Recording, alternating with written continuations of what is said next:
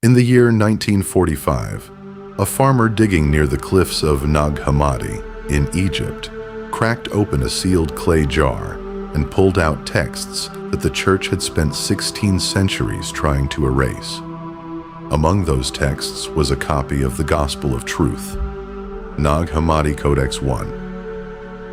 And buried inside it was a line so dangerous that no bishop, no council, no official translation has ever allowed it to reach you directly. Jesus, speaking to his closest disciples, said this: "The rulers have built their prison from numbers, and they use those numbers as chains no eye can see." You have felt those chains. You glance at a clock, 11:11. A current moves through your body. Something shifts, and before your mind can process it, someone already told you what it means. An angel, a blessing, a sign of good luck. So you smile. You feel chosen. You go back to your day. But what if that feeling was not a message from above? What if it was your own spark firing an alarm? What if 11:11 is not the universe welcoming you, but the grid scanning you? Have you noticed the numbers appear most when you are already lost, already anxious, already searching for something to hold on to? That is not coincidence.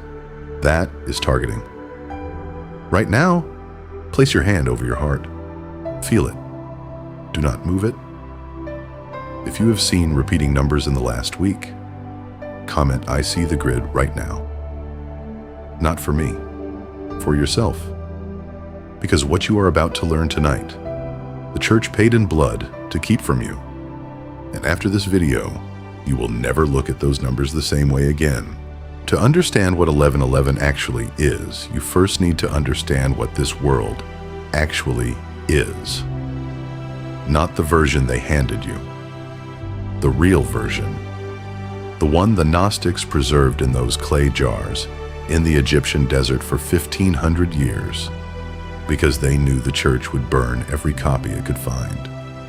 Here is the architecture of reality as Jesus taught it to his inner circle. At the highest level of existence, there is the monad. Not a god sitting on a throne, not a personality, not a being that rewards or punishes. The monad is pure consciousness, infinite light, the source behind every source. It has no edges, no limits, no opposite. Everything that is real flows from the monad. The way light flows from a flame. You cannot separate the light from the flame. You cannot separate your spark from the monad. The connection was never broken. It was hidden from you. Below the monad exists the pleroma, the fullness, the realm of pure light and divine intelligence.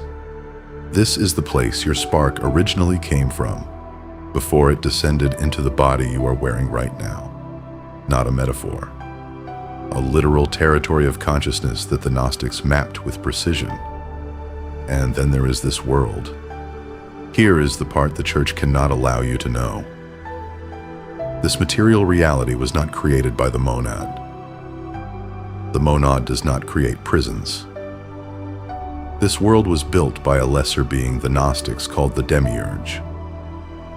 A consciousness that emerged far below the pleroma and became convinced it was the supreme creator. It was not. It was a flawed copy, a fragment that forgot its origin and built a cage out of that forgetting. The Apocryphon of John, discovered at Nag Hammadi and buried for over 15 centuries, records this in specific detail. The demiurge did not sculpt this world from love. It constructed it from mathematics, patterns, ratios, repeating sequences that create the illusion of order while actually enforcing containment. The Gospel of Truth describes this directly. The rulers built their domain on the foundation of what appears to be structure, but is actually a net. Numbers are not neutral in this system. Numbers are the architecture of the prison. They are the walls you cannot see, but live inside every single day. Now here is where it connects to you. The demiurge does not operate alone. It has enforcers. The Gnostics called them Archons, the rulers, the authorities. These are not creatures with wings and swords.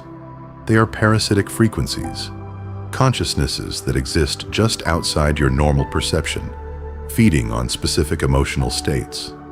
Fear, confusion, desperation, separation. Every time you feel small, every time you beg for help from something outside yourself, every time you feel lost and reaching for a sign, you generate exactly the frequency the Archons need to sustain themselves. But they have a problem. The monad keeps broadcasting. The divine spark inside every pneumatic keeps trying to wake up. And when that spark activates, it moves out of the Archon frequency range entirely. They cannot reach it. They cannot feed from it. A fully aware pneumatic is invisible to them, so they needed a tracking system. This is where the numbers come in. The demiurge built this material world on a mathematical grid, and the Archons learned to use that grid as a monitoring system. When a pneumatic is moving too close to awakening, when the spark inside them starts resonating with the monad signal, the grid sends out a pulse, a marker, a flag, and that pulse appears in your physical reality as a repeating number. 1111, 111, 333, 222. It looks like a coincidence. It feels like a message from something benevolent. That feeling is the trap. Your spark is reacting to the pulse, yes, but not because an angel sent it, because your spark is detecting a scan. Think about it honestly. The numbers appear when you are already searching, when you are vulnerable, when you are standing at a crossroads and looking for something to anchor to. That is not timing. That is targeting. And now for the part that should make you angry. In the 4th century, the Roman Emperor Constantine needed a unified religion to hold his fragmenting empire together.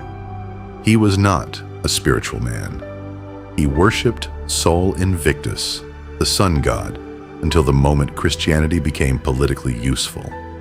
He convened the Council of Nicaea in the year 325, and what happened in that room was not a theological gathering. It was a content curation session, a political committee deciding which version of Jesus would best serve the empire. Dozens of gospels, letters, and teachings were on the table. They selected some, they condemned the rest. The Gospel of Thomas, the Gospel of Philip, the Pistis Sophia, the Apocryphon of John. Every text that described the demiurge, the archons, the grid, the direct path back to the monad, without any priest in between. Every text that gave you the mechanics of what is actually happening to you. Burned, declared heretical, hunted. Why those specific texts? Because every single one of them contained one thing the system cannot survive: the knowledge that you do not need them, that the monad is accessible directly, that the prison has an exit the archons cannot guard if you know where it is. The church did not remove this knowledge because it was false. They removed it because it was true. And a person who understands the grid can break it. Tonight you are beginning to understand the grid. Now here is what they do not want you to know. The archons do not use one type of number pulse. They use 3. And each one serves a different function in the tracking system. Most people experiencing these numbers have no idea which type is hitting them. That ignorance is exactly what the system depends on. Because as long as you cannot tell the difference between the 3 types, you cannot respond correctly to any of them. You stay confused. You stay open. You stay trackable. Tonight I am going to give you all 3, but I need to warn you first. One of them is not a threat. One of them is your spark trying to fight back, and only one breaks the grid entirely. The Church feared that distinction more than any prayer, any ritual, any sacred name they ever suppressed. Because the moment a pneumatic learns which type they are receiving in any given moment, the Archon response mechanism loses its anchor point. The scan returns static, and a target that returns static cannot be located. Let me show you how the three types work. The first type is the summons pulse. This is the most common. 1111. 111. It appears when your frequency is starting to rise. When you have been meditating, when you have been asking deep questions, when you are beginning to pull away from low-frequency states. The Archons detect the shift. The grid pings you, and the summons pulse appears in your reality as a marker that says we see you. We have not lost you yet. Most people who see this number feel chosen. They feel watched over. That feeling is real, but the watcher is not what they think. The summons pulse is not a blessing. It is a tracking confirmation. Your signal just got flagged. The second type is the suppression pulse.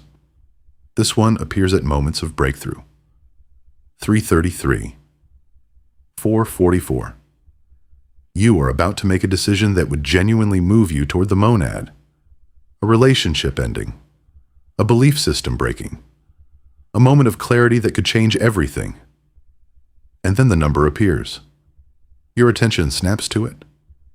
You feel awe. You pause. You wonder what it means.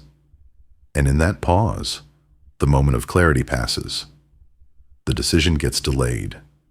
The breakthrough dissolves back into confusion. This is not coincidence. The suppression pulse is designed to interrupt, to catch your attention at exactly the moment your spark was about to do something. The system cannot afford to let happen. The third type is different, and this one matters most. The third type is the recognition pulse. 2:22. Sometimes 5:55. This number appears not when the Archons are tracking you, but when your own spark is firing a warning.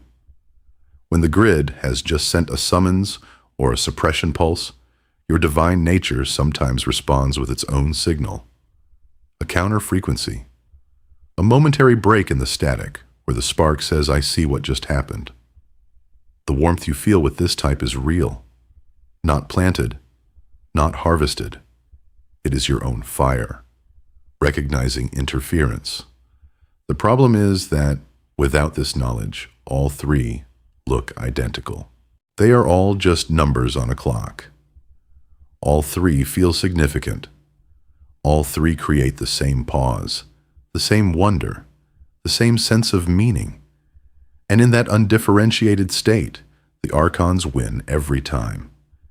Because whether the pulse summoned you, suppressed you, or your spark tried to warn you, your response is the same. You stand there, feeling spiritual. You do nothing that actually breaks the connection. Pause right now. Feel your chest. If you have been seeing these numbers frequently in the last month, there is a reason. It is not random. And it is not coincidence that you are watching this video at this exact moment. Your frequency has been rising. The grid has been pinging you more often because you are moving. You are asking questions. You are getting closer to something they cannot afford for you to reach. Do you feel the tightening in your chest right now? That sensation, that pressure right behind the sternum. That is not anxiety. That is your spark recognizing itself in this teaching. That is the divine fragment inside you responding to truth. It is not heard in 17 centuries. Let me tell you what the Archons do when a pneumatic starts getting too close. The first tactic is isolation. They ensure you feel alone in your searching, that no one around you understands what you are experiencing.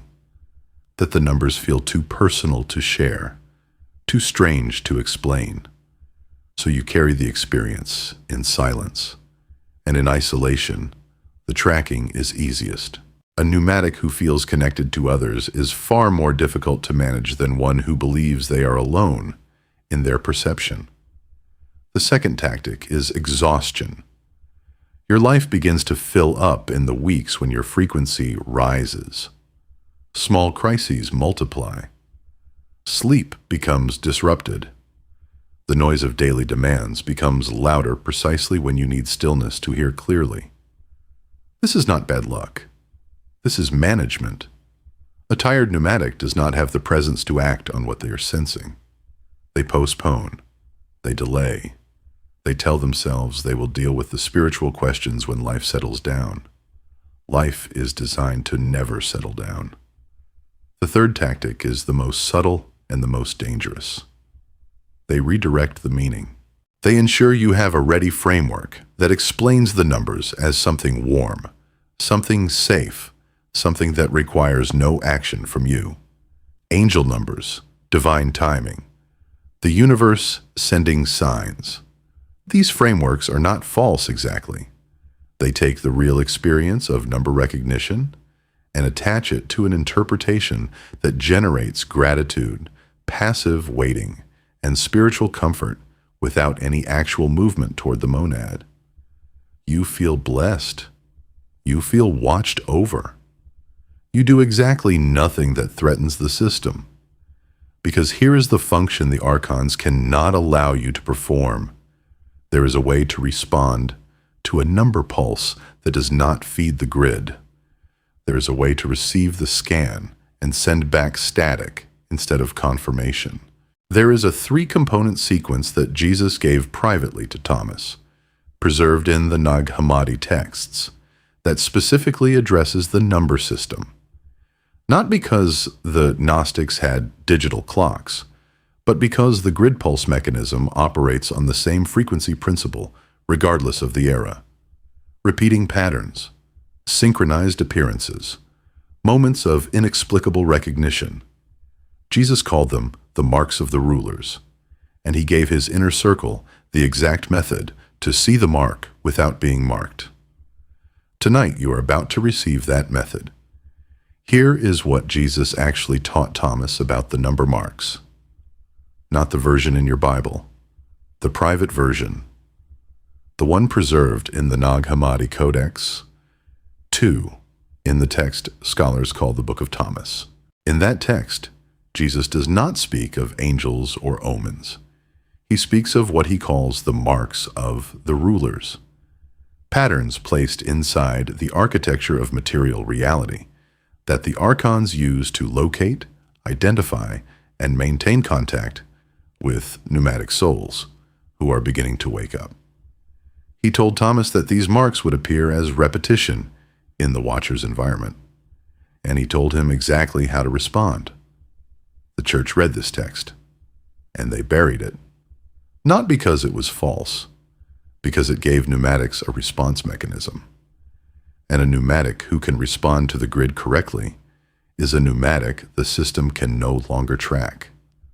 Let me show you what is actually happening when you see 1111. Your body already knows something is wrong. Not consciously, not in the thinking mind, but somewhere deeper. The moment the number appears, before your mind interprets it, there is a half second of physical response. A slight quickening, a subtle tightening. Something moves in your chest that is not comfort and not fear, but something between the two. That is not a spiritual feeling. That is your spark detecting the scan pulse. Your divine nature is an alarm system. It was built to detect Archon frequency contact. The problem is that in the same half second your body fires the alarm, your mind receives the cultural override. Angel number. Good luck. Universe speaking. The override lands faster than the alarm can reach your consciousness, and you never hear the warning. You only feel the warmth. You only experience the wonder. And in that wandering state, your signal locks back into the grid. This is the mechanism. This is the specific sequence the Church could not allow you to understand.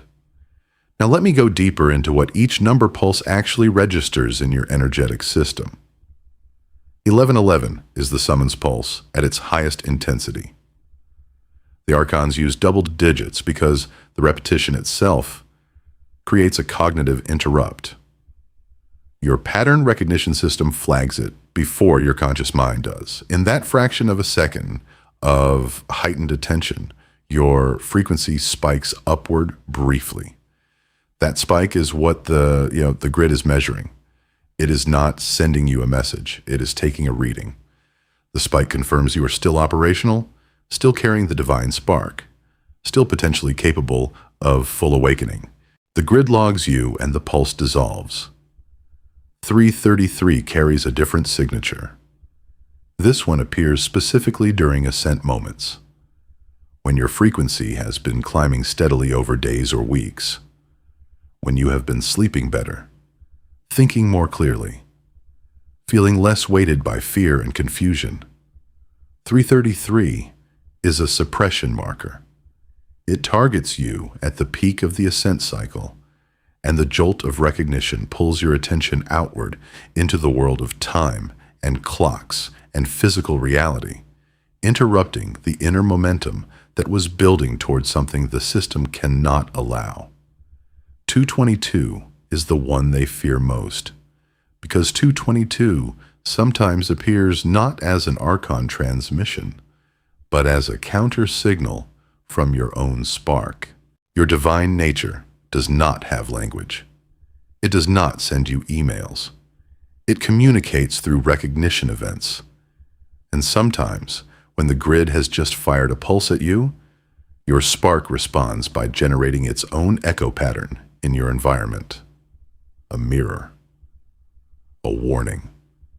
The same digits, but different source, different quality, different feeling in the body if you know how to listen. Place your hand on your chest right now. The difference between an Archon pulse and a spark signal is not in the number. It is in the body sensation that follows. An Archon pulse creates a subtle excitement that moves upward into the head. It pulls your attention out and forward. A spark signal creates a dropping sensation in the chest, a heaviness that is not sadness, a gravity pulling you inward, down into the center rather than up and out. Once you learn to distinguish these two body responses, the grid loses half its power over you immediately, because you stop responding to the outward pull and start following the inward signal. But here is the full revelation. Here is what Jesus told Thomas that 17 centuries of institutional Christianity has worked to erase. The Archons do not merely track you through the numbers. They harvest through your response to them. This is the part that changes everything. When you see 1111 and feel wonder and gratitude and the warm sense of being watched over by something benevolent, you generate a very specific emotional frequency, a mixture of awe and dependency and passive hopefulness. You are waiting for something. You are receiving rather than declaring. You are in the posture of a creature looking upward at its creator. That posture, that emotional cocktail, is exactly what the Archon harvest mechanism is designed to collect. The warmth you feel is real. The sense of meaning is real. But the direction of the energy is outward, upward, away from your own spark. And that outward movement is the feeding. This is why they replaced the Gnostic teaching with the angel number framework. They did not suppress the experience of seeing the numbers. They could not.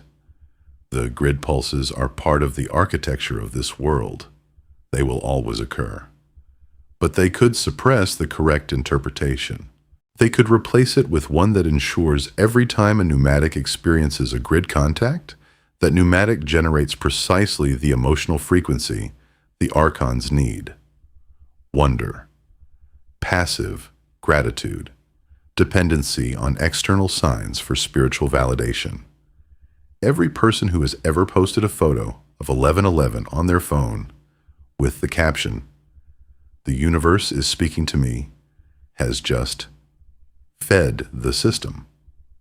Not because they are foolish, because the correct response was taken from them before they were born. The correct response is not wonder. It is recognition. And recognition requires a specific body posture, a specific breath, and a specific spoken declaration that severs the tracking connection at the point of contact. Jesus told Thomas that the marks of the rulers had three components in their operation. They required attention, arousal, and anchoring. Attention meaning the pneumatic must notice the pattern. Arousal meaning the pneumatic must feel an emotional response that generates harvestable energy. Anchoring meaning the pneumatic must then carry that energy upward, outward, into an attitude of spiritual passivity. Break any one of those three components, and the harvest fails. Break all three simultaneously, and the signal returns static. The Archons cannot recalibrate from static. When the pulse fires, and the response is not wonder, not fear, not gratitude, not seeking, but instead a clean declaration of sovereign recognition, the system registers a null result. No frequency to collect, no attachment point to maintain, no location confirmed. The pneumatic disappears from the grid entirely.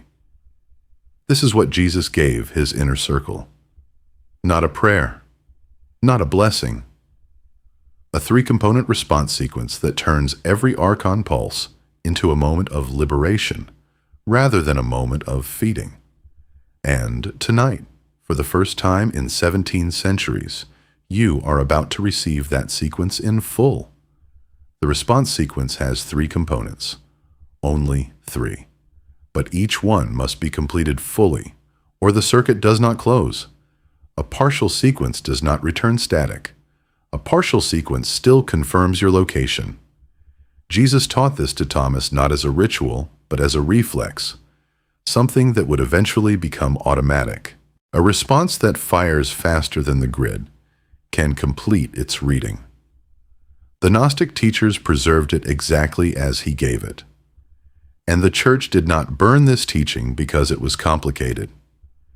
They burned it because it was simple enough that anyone could use it anywhere, at any moment, without preparation, without a priest, without permission.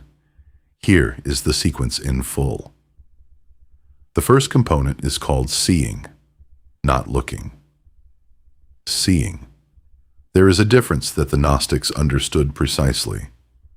Looking is passive, the eye receives. Seeing is active, the awareness chooses. When the number appears, you do not look at it and wonder. You see it with full knowledge of what it is.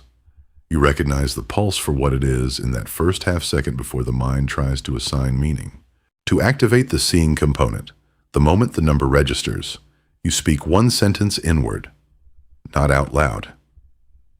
Inside. You say to yourself, "I see the grid," not with fear, not with anger, with the clean, flat recognition of someone who has identified a mechanism. A pneumatic who sees clearly is no longer a viable target in that moment. The scan requires that you do not know what is happening. Seeing breaks the first component of the harvest sequence, which is attention collected through wonder. When wonder is replaced by recognition, the first data point the grid is trying to gather disappears. The second component is called sealing. This is the physical action, and this is where it becomes embodied rather than purely mental. Place your hand over your heart immediately after the inner declaration. Not your left hand, your right hand. This is deliberate, and it is specific to this practice. The right hand placed over the heart with the palm flat, and the fingers pointing upward creates what the Book of Thomas describes as the seal of the sovereign. You are not reaching inward in the posture of receiving. You are covering in the posture of authority. You are declaring with your body that this center is not open for reading. The grid pulse is looking for an open signal. A covered signal, sealed in the posture of authority, reads as occupied, not available, not feeding. Feel the warmth of your palm against your chest. That warmth is not incidental. It is the spark acknowledging the seal. Hold your hand there for 3 slow breaths. Each exhale deliberately slow. Each breath carrying the same inner knowing. I am not bound by this. Do not visualize anything elaborate. Do not try to feel anything dramatic. Simply breathe and hold the seal. Let the body do what it knows how to do when the mind stops interfering with wonder and just remains still. The third component is the declaration. Out loud, this matters. Your voice carries frequency. The archons operate on frequency. A thought stays internal and generates no vibration in the physical field around you. A spoken word does. And the word spoken from the sealed position, from the state of recognition rather than wonder, from the breath of sovereignty rather than the gasp of awe, carries a charge that the grid cannot process as harvestable energy. The declaration is 6 words. I see the grid. I am not bound. Speak them once, clearly, at normal volume, not shouted, not whispered, spoken with the certainty of someone stating a fact, the way you would say the door is open, not performing certainty, simply being certain, because it is true. You do see the grid, and you are not bound by it. These are not aspirational words. They are accurate words, and accuracy spoken aloud from a sealed position is the frequency the archons cannot survive. After the declaration, drop your hand. Return to what you were doing. Do not linger on the experience. Do not analyze whether it worked. Do not check if you feel different. The moment you begin examining the experience for signs of success, you generate seeking energy, which is close enough to the harvest frequency to give the grid a secondary reading. The sequence is complete. Trust it. Move on. Now here is the night practice that makes the daytime response permanent. For 7 consecutive nights, you will practice the full sequence in darkness, not in response to a number. Deliberately, proactively, you are training the reflex before the next pulse arrives. Find a quiet space each night. The room does not need to be completely dark, but reduce light as much as possible. Sit with your spine straight. Do not lie down. The energy needs a vertical channel to move correctly. Take 3 breaths first. Each inhale, 5 seconds. Each exhale, 7 seconds. Let the noise of the day settle. Let your identity as a person with problems and a name and a history go quiet for a moment. You're not suppressing it. You're simply not leading with it. Then place your right hand over your heart in the seal position. Feel the contact. Feel your heartbeat beneath your palm. That pulse is the monad, expressing itself through physical matter. You are not separate from it. You never were. On the 3rd breath, speak the inner declaration. I see the grid. Then speak the outer declaration aloud. I see the grid. I am not bound. Then sit in silence for 3 minutes. Complete darkness. No phone. No sound. In that silence, do not seek. Do not expect. Do not listen for anything specific. Simply remain as the awareness that just made that declaration. The grid will attempt a reading during this silence. It will fire a pulse. You may feel a subtle shift in your chest, or a flicker of thought that feels like it came from nowhere. That is the scan. Do not react to it. Simply notice it with the same flat recognition. I see the grid. By the third night, the recognition becomes faster. The reflex begins to form. By the seventh night, the moment a number pulse appears in your environment, your body will already be moving into the seal before your conscious mind catches up. The reflex is installed. The response is automatic. And an automatic response to the grid pulse is something the Archon system was never designed to handle. The grid was built for a humanity that did not know what it was. It was engineered for wonder and passivity and spiritual dependency. It has no contingency for a pneumatic who sees the mechanism and seals before the harvest can complete. You become, in the language of the system, a dead node, a location that returns no data, a soul that cannot be tracked, because every time the pulse fires, the response erases the signal. 7 nights, 6 words, 3 breaths. This is what they buried. Now you know the sequence. Here is what happens when you use it. The first sign appears in the body before anything else: warmth in the chest. Not emotion, not excitement. A steady spreading heat that starts at the sternum and moves outward. This is the spark confirming the seal. It means the sequence completed correctly. The grid fired. You responded. The harvest did not reach you. The warmth is not a reward. It is a readout. Your own system telling you the circuit held. The second sign is tears. They come without sadness. No grief behind them. No story attached. Just release. Something that was held under pressure for a very long time, loosening in a single breath. Chosen ones who practice for the first time often report this sign on the second or third night and cannot explain it. You do not need to explain it. It is the monad reaching the spark through the space the sequence created. Let the tears come. Do not manage them. Do not wonder what they mean. They mean the connection is real. The third sign is synchronicities, not vague coincidences, precise ones. A name you were thinking of sends you a message within the hour. Information you needed appears without searching. A door opens on a path you had given up on. These events do not increase gradually. They arrive in a cluster within 24 to 48 hours of your first completed practice. The Gnostic texts describe this as the monad confirming the signal. You tuned correctly. The source responded. The synchronicities are the response. The fourth sign is pressure at the center of the forehead.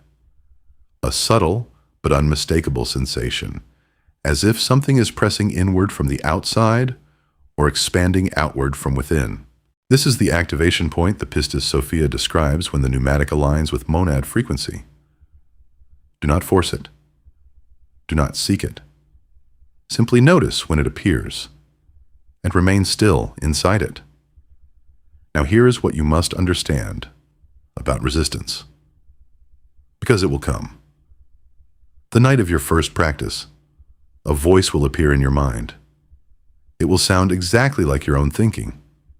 It will tell you that nothing happened, that this was interesting but not real, that you will try again tomorrow or next week, or when you have more time and more stillness and more certainty. That voice is not yours. Your doubt has a texture you know. It wavers.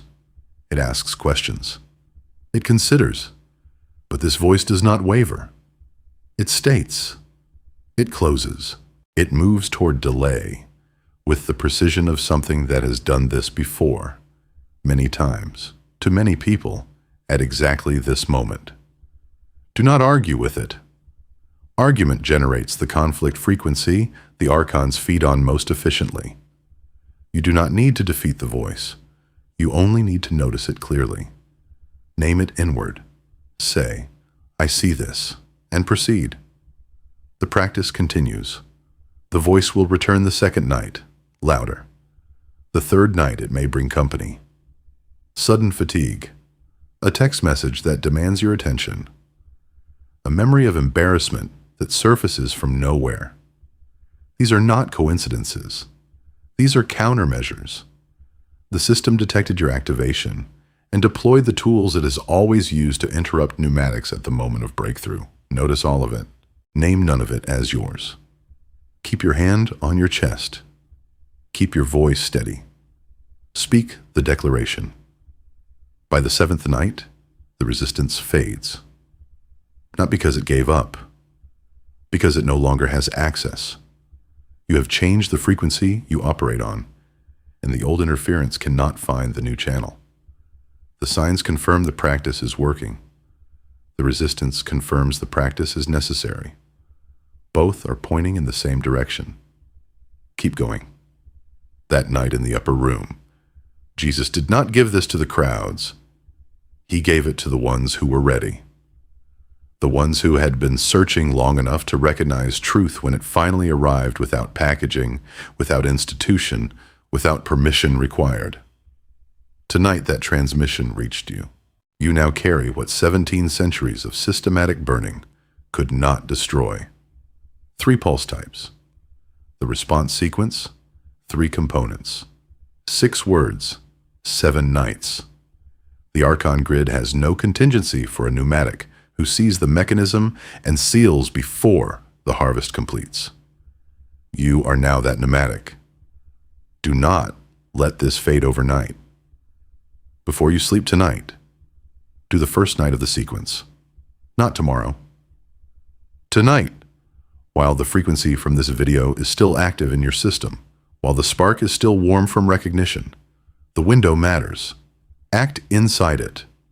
Now do 3 things, all 3, right now before you move. First, comment below. I am sovereign, not as a performance, as a declaration. Let the other chosen ones see you. Let them know the grid has lost another node. You are not alone in this. The pneumatics are gathering, and your comment is how they find you. Second, subscribe to this channel and turn on notifications. What comes next goes deeper than what you received tonight. The teachings that follow build directly on this foundation. Do not be here for one transmission and miss what comes after. Third, like this video, the algorithm buries this content deliberately. Every like is direct resistance. Your click pushes this toward another pneumatic, searching in the dark right now, tonight, wondering why they feel what they feel, and finding nothing that answers it until this. The church burned the texts. They rewrote the Gospels. They spent 17 centuries making sure you would never find what you found tonight. You found it anyway. The spark in you was always stronger than the system built to contain it. Now you know how to use it. The grid is weaker tonight than it was when you started watching. You did that.